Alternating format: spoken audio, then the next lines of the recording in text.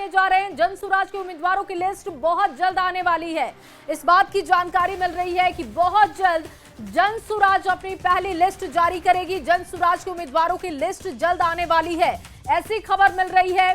कहा जा रहा है कि 9 अक्टूबर को जनसुराज की पहली लिस्ट आ सकती है। सभी 243 सीटों पर जनसुराज पार्टी चुनाव लड़ेगी और इसके लिए कहा जा रहा है कि बहुत जल्द अपने उम्मीदवारों की लिस्ट सामने रखी जा सकती है। जनसुराज के उम्मीदवारों की लिस्ट जल्द आने वाली है, इस तरीके की खबर सामने आ रही है। देखिए, बताया जा रहा है कि 9 अक्टूबर को जनसुराज की पहली लिस्ट आ सकती है। शैलेंद्र ज्यादा जानकारी के साथ जुड़ चुके हैं। शैलेंद्र, 9 अक्टूबर को जनसुराज की पहली लिस्ट आ सकती है, पूरी खबर विस्तार से बताइएगा।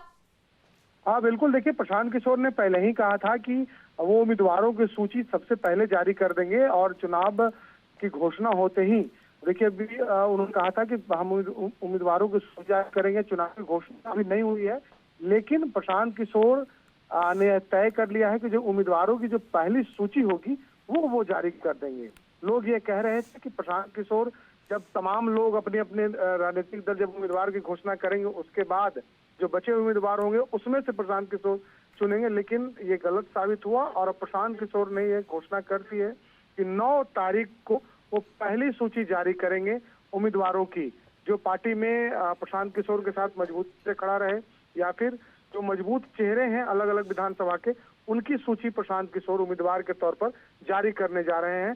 और वाकई ये जो उनकी सूची होगी तमाम राजनीतिक दलों के लिए महत्वपूर्ण होगी, क्योंकि हर लोग ये देखना चाहता है कि प्रशांत किशोर के उम्मीदवार कौन कौन हैं और किस तरीके के उम्मीदवारों को बिल्कुल। और शैलेंद्र, लेकिन ये बड़ी चुनौती भी होगी पीके के लिए, क्योंकि लगातार वो क्रांतिकारी मोड में दिखाई दे रहे हैं और बड़े बड़े वादे भी कर रहे हैं बिहार के लिए। तो ऐसे में 243 सीटों पर उम्मीदवार उतारना बहुत आसान उनके लिए नहीं होगा।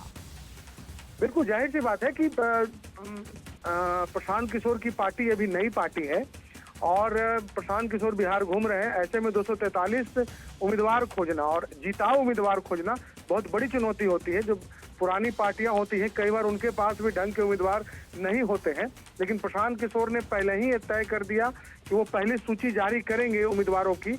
और आप समझ लीजिए कि चुनौती सिर्फ पीके के लिए नहीं बल्कि तमाम राजनीतिक दलों के लिए भी होगी और तमाम राजनीतिक दल निगाहें टिकाए बैठे हैं कि आखिर प्रशांत किशोर के उम्मीदवार कौन कौन होंगे, ताकि उसके अनुसार अलग अलग जो राजनीतिक पार्टियां हैं वो भी अपनी रणनीति बना सके। जी बिल्कुल शैलेंद्र, और सबसे बड़ी दिलचस्पी इस बात में भी है सभी की कि क्या पीके चुनाव लड़ेंगे, क्योंकि पहली बार वो पार्टी बनाकर चुनावी मैदान में है। तो ऐसे में ये भी बहुत देखना दिलचस्प होगा कि क्या जो लिस्ट आएगी उसमें उनका नाम भी होगा। बिल्कुल, देखिए कई बार प्रशांत किशोर से इस बात को लेकर के सवाल भी पूछा गया अलग अलग मंच से, लेकिन प्रशांत किशोर ने साफ तौर पर जवाब कभी नहीं दिया। लेकिन ये माना जा रहा है कि प्रशांत किशोर भी चुनाव लड़ सकते हैं बिहार विधानसभा का। बिहार विधानसभा में उम्मीदवार के तौर पर वो किसी एक विधानसभा को अपना सकते हैं, लेकिन इस बात का जो खुलासा है वो प्रशांत किशोर। बहुत शुक्रिया शैलेंद्र तमाम जानकारी के लिए। तो देखिए 9 अक्टूबर को प्रशांत किशोर की तरफ से पहली लिस्ट रखी जा सकती है, जनसुराज की पहली लिस्ट आ सकती है, इस तरीके की बड़ी जानकारी मिल रही है। 9 अक्टूबर को जनसुराज की पहली लिस्ट आ सकती है, ये खबर है। और ऐसे में सबसे बड़ी दिलचस्पी इस बात में है कि क्या पीके भी चुनाव लड़ेंगे। एक और बड़ी खबर आपके सामने रखने जा रहे हैं, मधेपुरा से ये बड़ी खबर। आरजेडी के सदर विधायक और पूर्व शिक्षा मंत्री प्रोफेसर चंद्रशेखर को जनता के जबरदस्त विरोध का सामना करना पड़ा है। देखिए, पूर्व शिक्षा मंत्री रहे हैं और वो मुरहो में चल रहे एक मेले में पहुंचे हुए थे, जहां पर भारी विरोध का सामना करना पड़ा। विधायक पर नदारद रहने का आरोप लगा है और ये पहली बार नहीं है जब इस तरीके के आरोप लग रहे हैं विधायकों पर। और ये देखिए, पूर्व मंत्री भी रह चुके हैं, लेकिन जब जनता के बीच में पहुंचे तो फजीयत का सामना करना पड़ा है। और ये जो तस्वीर आप देख रहे हैं, विधायक की तस्वीर आप देखिए, जो कि जनता के बीच पहुंचे थे। बताया जा रहा है कि मेले में पहुंचे हुए थे और उसी वक्त लोगों ने उन पर गुस्सा करना शुरू कर दिया। लोगों ने उनसे शिकायत की कि लोगों के बीच में वो नहीं रहते हैं और जवाब देना उनके लिए बहुत भारी पड़ रहा था।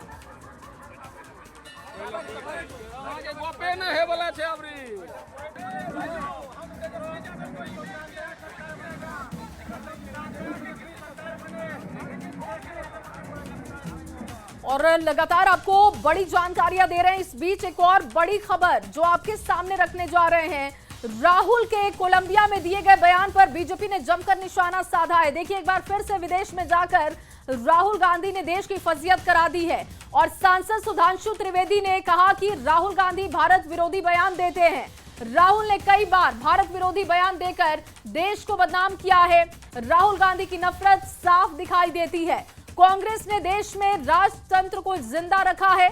सत्ता जाने से कांग्रेस बदहवास हो चुकी है और अनाप शनाप कुछ भी बोल रही है। और लगातार राहुल गांधी आखिर क्यों विदेशों में जाकर इस तरीके के बयान देते हैं जब उनको अपने देश के लिए अच्छी बातें करनी चाहिए। पूरा बयान राहुल गांधी का आपको सुनवाते हैं। दिखाई पड़ी है ये दो अंतर देश की जनता के सामने स्पष्ट हैं कि कौन भारत के हित में और कौन भारत विरोधी शक्तियों का जाने में चाहे अनजाने में एक टूल बनता चला जा रहा है। अभी सितंबर 2025 में जो अभी इन्होंने बयान दिया कोलंबिया यूनिवर्सिटी में, जो अभी आज दिया है, इससे पहले वो सितंबर 2024 में वॉशिंगटन, 9 सितंबर 2024 को अमेरिका के टेक्सास, सितंबर 2024 में वर्जीनिया, 6 मार्च 2023 को लंदन, फिर मार्च 2023 में फिर लंदन और मार्च 2023 में कश्मीर को लेकर अन्य विषयों को लेकर उन्होंने बोला है। मई 2022 में लंदन में, मई 2022 में रूस यूक्रेन के बारे में उन्होंने बोला। फिर ब्राउन यूनिवर्सिटी में मार्च 2021, दुबई में जनवरी 2019, लंदन में अगस्त 2018, मलेशिया में मार्च 2018, सिंगापुर में मार्च 2018, बहरीन में जनवरी 2018 और अमेरिका में सितंबर 2017। ये एक लंबी कहानी है जो उनके दिल के अंदर। और देखिए, अगली खबर जो आपके सामने रखने जा रहे हैं वो खबर पटना से है। पटना पहुंचे बिहार चुनाव सह प्रभारी केशव प्रसाद मौर्य ने कहा कि बिहार में एनडीए की बड़ी जीत होगी। जनता का आशीर्वाद ही सबसे बड़ा उत्तर है। और इस दौरान राहुल गांधी पर विदेश में जाकर लोकतंत्र पर सवाल उठाने पर भी उन्होंने कहा कि देश में मजबूत लोकतंत्र है और तीसरी बार केंद्र में सरकार चल रही है। सवाल का जवाब विधानसभा चुनाव में देगी और भारतीय जनता पार्टी का गठबंधन बिहार के इतिहास में अब तक गठबंधन की जितनी बड़ी विजय हुई है उससे बड़ी विजय 2025 विधानसभा चुनाव में होगी, ऐसा हमारा पूरा विश्वास है। नेता श्री राहुल गांधी जी विदेश में जाकर के भारत के मजबूत लोकतंत्र, जो दुनिया का सबसे मजबूत लोकतंत्र है, उस पर सवाल उठाते हैं और उसी लोकतंत्र के बल पर लोकसभा में वह स्वयं भी जीत के जाते हैं, उनके पार्टी के बहुत सारे सांसद जीत के जाते हैं, उनकी 3 राज्यों में सरकार है, कई जगह गठबंधन में भी है। इसी लोकतंत्र की ताकत के बल पर जीते हैं। ये अनर्गल प्रलाप करना कांग्रेस का, राष्ट्रीय जनता दल का, समाजवादी पार्टी का, इनका सबका आचरण है और इस सब सवाल का जवाब जनता देती है। हम लोगों को केवल जनता के बीच में रहना है और जनता का आशीर्वाद लेना है और लोकतंत्र मजबूत है। भारत के संविधान की जो शक्ति है उस शक्ति के आधार पर निरंतर भाजपा प्रगति के पथ पर है, भाजपा गठबंधन प्रगति के पथ पर है। और वहीं भारतीय वायुसेना प्रमुख air chief marshal Amarpreet Singh ने ऑपरेशन सिंदूर पर बड़ा बयान दिया। उन्होंने कहा कि हमने दुश्मन को कोई भी छूट नहीं दी। हवाई हमलों में 4 से 5 पाकिस्तानी लड़ाकू विमान जमीन पर ही नष्ट कर दिए।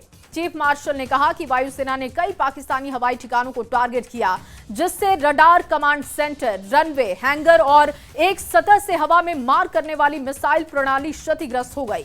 उन्होंने आगे कहा कि इस ऑपरेशन के दौरान एक C-130 श्रेणी का विमान और संभवतः एक उच्च मूल्य वाला निगरानी वाला विमान भी हमने नष्ट किया है। वायुसेना प्रमुख ने पाकिस्तान के राफेल को लेकर किए गए दावों पर भी बयान दिया और कहा कि उनका कहना है कि 15 जेट हमारे गिराए तो मैं कुछ नहीं बोलूंगा। आपने एक भी तस्वीर देखी क्या? वो मनोहर कहानियां हैं। अपने पब्लिक को खुश रखने के लिए पाकिस्तान कुछ भी कहता है।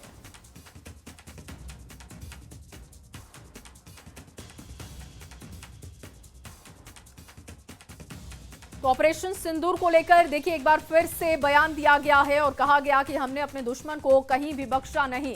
जितना भी हम नुकसान पहुंचा सकते थे हमने वो नुकसान पहुंचाया। एयर चीफ मार्शल ने बयान दिया है ऑपरेशन सिंदूर को लेकर। उन्होंने कहा कि पाकिस्तान ने भारत को लेकर जो दावे किए वो तमाम दावे गलत हैं। और भारत और चीन के बीच लंबे समय से रुकी डायरेक्ट एयर सर्विसेज अब दोबारा शुरू होने जा रही है। यह अच्छी खबर सामने आई है। विदेश मंत्रालय MEA ने बताया कि जो बयान जारी किया गया है उसको उन्होंने ब्रीफ किया और बताया कि दोनों देशों के सिविल एविएशन अथॉरिटीज के बीच तकनीकी स्तर पर चल रही बातचीत के बाद सहमति बन गई। ये फैसला दोनों देशों के रिश्ते को धीरे धीरे सामान्य करने की कोशिश का हिस्सा है। MEA के मुताबिक अक्टूबर 2025 के अंत तक भारत और चीन के बीच सीधी उड़ानें दोबारा चालू की जाएंगी। ये फैसला विंटर शेड्यूल को ध्यान में रखते हुए किया गया। हालांकि उड़ानों का संचालन पूरी तरीके से दोनों देशों की एयरलाइंस के कमर्शियल फैसले और ऑपरेशनल मानकों को पूरा करने पर निर्भर होगा। पिछले कुछ सालों में सीमा विवाद और राजनीतिक तनाव की वजह से भारत चीन के रिश्ते बेहद ठंडे हो गए थे। कोरोना महामारी के बाद एयर कनेक्टिविटी भी बंद हो चुकी थी और ऐसे में डायरेक्ट एयर सर्विसेज का फिर से शुरू होना सिर्फ यात्रियों की सहूलियत का मामला नहीं है, बल्कि इसे दोनों देशों के बीच भरोसा बहाल करने की दिशा में भी अहम कदम माना जा सकता है। और आगे बढ़ते हुए आपको खबर सुल्तानपुर से दे। सुल्तानपुर में श्रद्धालुओं से भरी बस पलट गई। इस हादसे में 35 यात्री घायल हो गए। इनमें से 23 महिलाएं बताई जा रही हैं। लखनऊ वाराणसी 4 लेन पर यह हादसा हुआ। बस बहराइच से मध्य प्रदेश जा रही थी। बस में 62 लोग सवार थे। आसपास के लोगों ने शीशा तोड़कर बस में फंसे यात्रियों को बाहर निकाला। बताया जा रहा है कि ड्राइवर को नींद आने की वजह से बस पुल से नीचे जा गिरी। स्थानीय लोगों और पुलिस की मदद से 18 घायलों को राजकीय मेडिकल भर्ती कराया गया।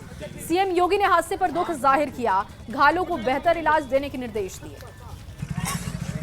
और पूर्णिया से आपके सामने अब बड़ी खबर रखने जा रहे हैं। दुर्गा पूजा पंडाल में घुसी बेकाबू कार, ये बड़ी खबर सामने आ रही है। मंदिर के पुजारी की मौत की जानकारी है। हादसे में 4 लोग घायल हो गए। देखिए, एक बड़ा हादसा हुआ। पूजा पंडाल में बेकाबू कार घुसी और मंदिर के पुजारी की जान चली गई। ये बड़ी खबर आपके सामने रख रहे हैं और बताया जा रहा है कि हादसे में 4 लोग घायल हुए हैं। अब ये देखिए, तस्वीरें आप देख रहे हैं और पूजा पंडाल आप देख रहे हैं। कहा जा रहा है कि बेकाबू कार अचानक पूजा पंडाल में घुसती है। जब तक कुछ लोग सोच समझ पाते तब तक एक बड़ा हादसा हो गया था। पुजारी की मौत हो गई और हादसे में 4 लोग घायल बताए जा रहे हैं। हालांकि पुलिस अब पूरे मामले की जांच कर रही है। वायसी थाना क्षेत्र की ये घटना आप देख रहे हैं। बताओ, हम गए घर, हम अपना बीवी को बोले थोड़ा नाश्ता निकालो, हम भी जाएंगे कहीं, बचाव सब मेला उला जाएगा। तो यहाँ से जैसे ही गए घर तो वहाँ यहाँ को बच्चा हमको बोलने गया, मैं तुम्हारा बाप को ठोक दिया गाड़ी। हाँ, जब वहाँ से आके जब देख रहे एक पैर एक हाथ पूरा टूटा हुआ, तो दूसरे आदमी यहाँ से ले गया बैरिया मार्केट। तो वहाँ डॉक्टर बोला कि नहीं, आने पूर्णिया ले जाना पड़ा। जैसे बराडा पुल से नीचे हुआ तो डेड हो गया वो। और वहीं प्रधानमंत्री नरेंद्र मोदी और CM नीतीश कुमार कल युवाओं के साथ सीधा संवाद करेंगे। युवाओं को कल कई तोहफे दिए जाएंगे। युवाओं के लिए कर्पूरी ठाकुर के नाम पर स्किल यूनिवर्सिटी को भी लॉन्च किया जाएगा। साथ ही युवाओं को प्रतियोगिता परीक्षाओं की तैयारी के लिए 12,000 साल के देने के लिए सरकार का जो प्लान था उसकी घोषणा की गई थी और उसकी भी शुरुआत कल से कर दी जाएगी। प्रधानमंत्री नरेंद्र मोदी जी और बिहार के लोकप्रिय मुख्यमंत्री नीतीश कुमार जी सीधा संवाद करेंगे और बिहार के लिए जो तोहफा है लगातार नरेंद्र मोदी की सरकार देती रही है, चाहे वो IIT के कैंपस को बढ़ाना हो या कई यूनिवर्सिटीज़ में कई चीज़ों को एक्सपेंड करने का काम किया जा रहा है। और बिहार सरकार कई योजना चला रही है, जैसे 12,000 रुपये साल का तैयारी करने के लिए, जो बच्चे ग्रेजुएट हो रहे हैं उनको तैयारी करने के लिए कि आप कंपटीशन का तैयारी कीजिए, उनको 12,000 रुपया उपलब्ध कराया जाएगा। इन सब चीज़ों की शुरुआत भी की जाएगी। इसलिए कल के दिन के लिए ऐतिहासिक दिन होगा जब प्रधानमंत्री जी युवाओं के साथ सीधा संवाद करेंगे और युवा को पूरी तरह आगे बढ़ने का एक रास्ता दिखाने का काम। महिलाओं से भी प्रधानमंत्री ने इसके पहले संवाद किया था, बातचीत की थी बिहार के महिलाओं के साथ और आज किस्त भी जारी किया गया है। देखिए, मोदी जी कभी किसान से बात करते हैं, कभी छात्र से बात करते हैं, कभी नौजवान से बात करते हैं, कभी महिला से बात करते हैं। देश तभी तो समृद्ध होगा जब सब समृद्ध होगा। लगता है कि कल कुछ बड़ी घोषणा भी हो सकती है, चुनाव की भी अब घोषणा होने वाली है। नहीं, कल से ही हम लोग फंक्शन करने जा रहे हैं। जो सरदेव कर्पूरी ठाकुर जी के नाम पर जो स्किल यूनिवर्सिटी की कल्पना आदरणीय मुख्यमंत्री नीतीश कुमार जी ने किया, कल भी वो लॉन्च भी होने वाला है। इसलिए प्रधानमंत्री जी और नीतीश कुमार जी का विजन ही स्पष्ट है, सबका साथ सबके विकास के बाद। तो बिल्कुल बिहार विधानसभा चुनाव के पहले हर वर्ग को साधने की तैयारी एनडीए के है और इसी कड़ी में कल युवाओं से संवाद होगा, जिस संवाद में प्रधानमंत्री नरेंद्र मोदी और बिहार के मुख्यमंत्री नीतीश कुमार शामिल होंगे। कैमरा पर्सन मनीष जुनेजा के साथ शैलेंद्र, न्यूज़ 18 पटना। और चलिए इस बीच आपको एक और बड़ी खबर दे। देखिए, वैसे तो बिहार में अभी चुनाव होना है, लेकिन बीजेपी ने झारखंड में अपने संगठन में बड़ा फेरबदल कर दिया है। झारखंड बीजेपी के नए कार्यकारी अध्यक्ष का ऐलान हो चुका है। ये बड़ी खबर आपको दे रहे हैं। आदित्य साहू को बीजेपी ने ये जिम्मेदारी सौंपी है। बीजेपी ने राज्यसभा सांसद आदित्य साहू को प्रदेश के कार्यकारी अध्यक्ष की जिम्मेदारी सौंप दी है। और आपको बता दें कि रविंद्र राय की जगह अब आदित्य साहू होंगे, वही कार्यभार अब देखेंगे। और बीजेपी के राष्ट्रीय प्रवक्ता और बिहार से एमएलसी संजय मयूख ने ये जानकारी दी है। और ये देखिए, ये लिस्ट जो जारी की गई है, फॉर्मल लेटर बीजेपी की तरफ से जो जारी की गई, वो लेटर आपको दिखा रहे हैं, जिसमें आदित्य साहू की प्रदेश कार्यकारी अध्यक्ष होने की पुष्टि की गई है। और ये देखिए तस्वीरें आपके सामने अब हमने रख दी है। आदित्य साहू को बड़ी जिम्मेदारी दी गई है। और जब ये जानकारी साझा की गई, उसके बाद बधाई देने वालों का तांता लग गया, मिठाई खिलाकर उनको बधाई दी गई है। बीजेपी के राष्ट्रीय प्रवक्ता और बिहार से एमएलसी संजय मयूख ने इस बात की जानकारी दी।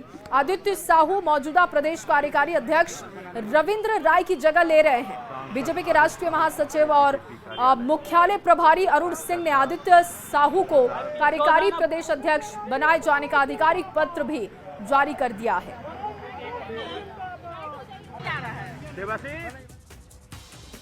और फिलहाल इस बुलेटिन में बस